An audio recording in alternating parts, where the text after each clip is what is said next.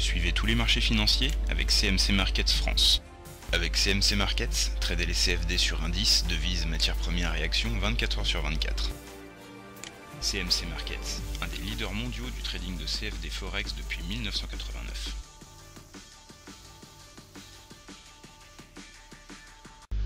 Salut, c'est Trado. Voilà la vidéo de mise à jour pour l'or, l'argent et on va commencer par le CAC. Bon, alors la séance de vendredi est assez préoccupante pour différentes raisons. Tout d'abord, la première, c'est que la figure en avalement baissier, je vous rappelle que la séance de jeudi s'est manifestée par un corps qui avalait la bougie précédente, le corps de la bougie précédente, ce qui normalement est un signal baissier qui doit être confirmé par la séance suivante. Alors la séance suivante n'a pas été une séance de baisse, mais par contre on voit que le moral des acheteurs commence à être un petit peu atteint. Nous avons une nouvelle bougie d'indétermination, c'est un doji, ici regardez c'est une croix, ce qui signifie que nous avons bataillé toute la séance pour finalement pas grand chose, puisque nous terminons sur le même niveau d'ouverture que sur le même niveau de clôture que celui d'ouverture. On continue à prendre de l'altitude cette semaine par rapport à la moyenne mobile à 20 séances qui est actuellement à 3560. Nous n'avons toujours pas fait notre pullback dessus. Il est clair que, ça m'embête de me répéter, mais il est clair qu'on prend vraiment des libertés par rapport à cette M20, et lorsque l'on viendra à un moment ou à un autre faire contact avec la M20, eh bien la chute risque d'être assez violente. Autre solution qui arrive rarement mais qui peut arriver, c'est une sorte de latéralisation à plat des cours en attendant la M20, c'est-à-dire qu'il y aura bien contact avec la M20, mais non pas parce que les cours auraient baissé, mais parce qu'ils seraient restés toujours au même niveau pendant que la M20 montait. C'est une possibilité, mais c'est une possibilité qui est quand même assez rare. En attendant, il y a une résistance. Alors cette fois, la résistance a été occasionnée notamment par des bonnes nouvelles sur le front asiatique, mais cette lévitation autour de la M20 est dangereuse. Il demeure qu'à moyen terme, on a toujours l'objectif de ralliement des 3731, puisque c'est l'objectif du double top ici, enfin, du W, pardon, la profondeur du W reportée au-dessus de la ligne d'eau, donc 3731. Mais entre-temps, il faudra s'affranchir de la Bollinger supérieure, dont on sait qu'elle est jamais très facile à passer. Les indicateurs techniques demeurent bien orientés.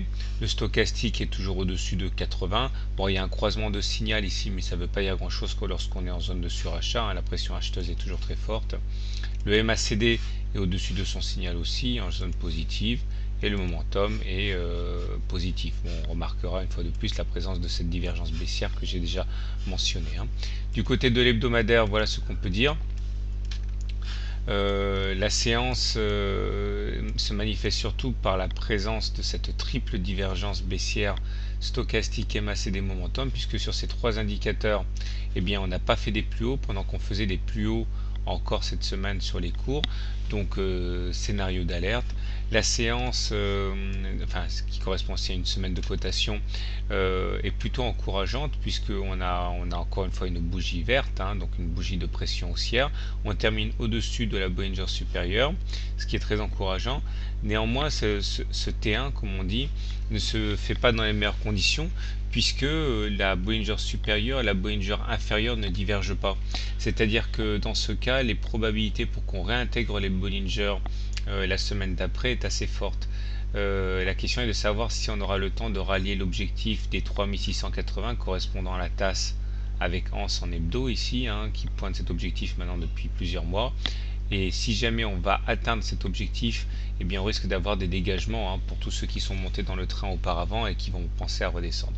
Donc pour faire simple, la tendance est haussière aussi bien sur l'hebdo que sur le journalier, mais aussi bien sur l'hebdo que sur le journalier, on est monté vite et les signes d'essoufflement commencent à se faire sentir. Ça n'a jamais été suffisant pour vendre à découvert, des divergences baissières et des signes d'essoufflement, mais il faut savoir que si vous achetez maintenant, vous savez à quoi vous vous exposez.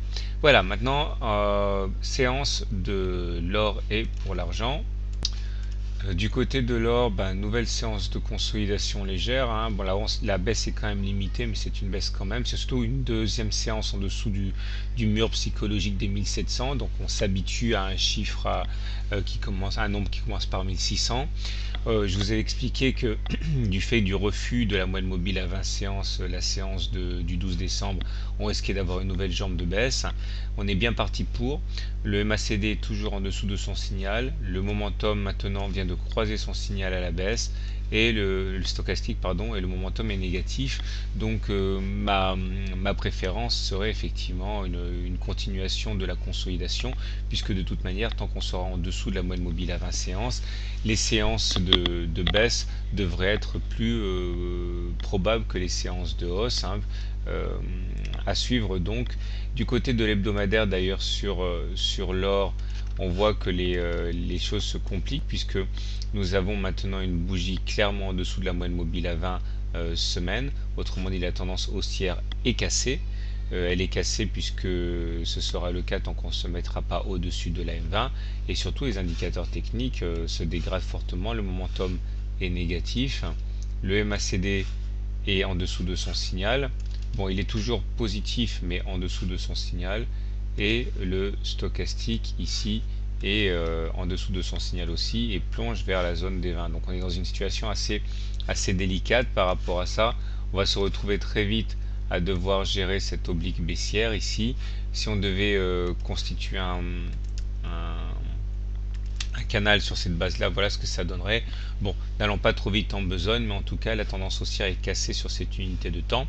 Et en terminant maintenant avec l'argent, voilà ce qu'on peut dire. La baisse a été plus conséquente. On commence par hebdomadaire. On a sauvé les meubles, hein, en se reposant sur la moyenne mobile à 20 semaines ici. Donc on n'est pas en tendance baissière, on est même toujours en tendance haussière, puisqu'on est au-dessus de la moyenne mobile à 20 semaines. Mais on se rapproche aussi dangereusement d'une zone d'alerte. Le momentum est négatif. Le MACD est à un souffle de son signal. Et donc il faut faire attention du côté du journalier. Voilà ce qu'on peut dire. La séance confirme les mauvaises dispositions. On est en dessous d'une moyenne mobile à 20 séances qui est baissière, donc on est en tendance baissière. Heureusement, la Bollinger inférieure a tenu, hein, elle a tenu comme le 13 décembre d'ailleurs, elle a amorti la chute. Néanmoins, on termine en dessous des 50% de retracement de Fibonacci, donc de manière statistique, on devrait à un moment ou à un autre aller toucher le niveau suivant à 61,8% de Fibonacci, c'est-à-dire les 32 euros. 32 $ l'once. Donc on est vraiment en délicatesse, hein, sur l'argent.